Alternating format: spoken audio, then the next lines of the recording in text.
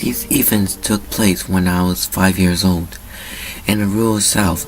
You see, back then, my family was always moving from town to town because of my stepfather's work.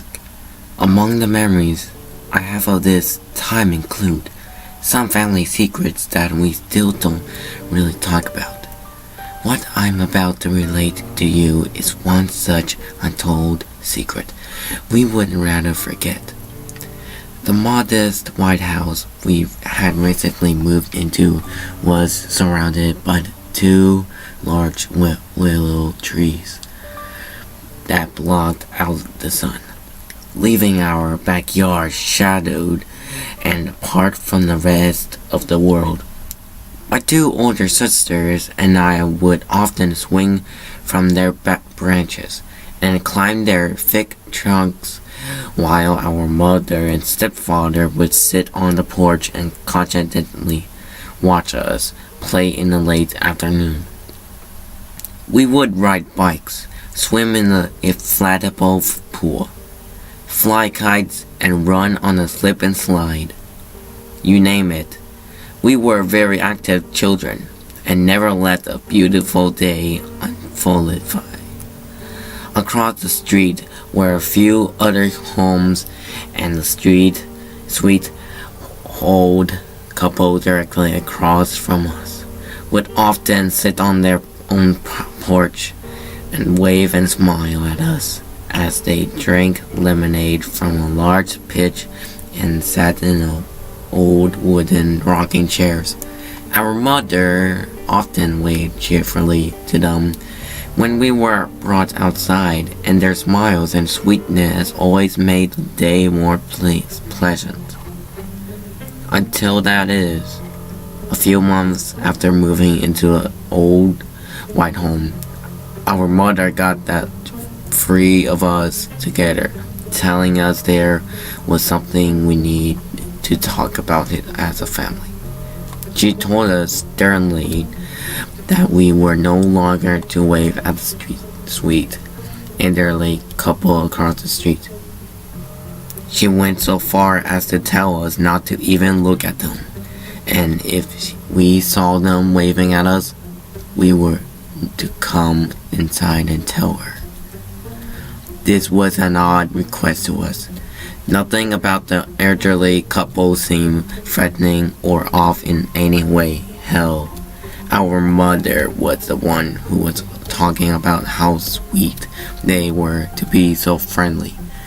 So this request baffled us and continued to baffle us for the rest of our stay in this particular home. But we minded and no longer responded to the couple across the street. Soon they had been easily forgotten as we got on with our lives in other homes in other towns. That is, until I was 16 years old, having a pleasant dinner out with my sisters and mothers. A rare occurrence for sure during this time of our lives. For whatever reason, over our evening meal, the conversation turned to that quiet old white house and the elderly couple across the street. As soon as the subject had been brought up, my mother's joyful face had darkened, her eyes fell to her lap, and took her a moment before actually addressing us. She told us that she had been afraid to talk about the subject all these years, especially while we were still living in a home. Afraid of needlessly making us afraid of staying in a quiet house in the shade of willow trees. At that time, our stepfather had been working at the local Pepsi company, a well-paying job that allowed my mother to stay at home with the three of us while still making a modest living for our family.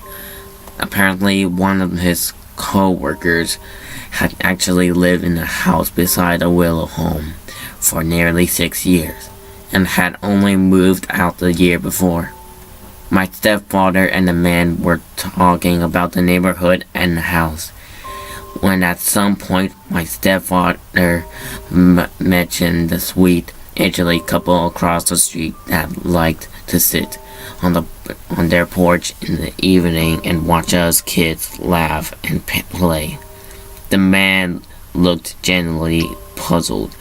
He said that my stepfather must be joking, just pulling his leg. My stepfather replied just as a perplex. With a sober face, the co-worker told my stepfather that there were no elderly couple living across the street. Sure, there had once been such a occupants in a small home, but they had both died horribly nearly 3 years before from carbon monoxide poisoning. The couple's stove had leaked gas for days before they finally succumbed to poisoning, and it took longer than that for anyone to find the dead couple.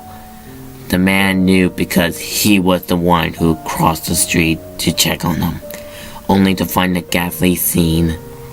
He recalled, "We leave the house in the shade.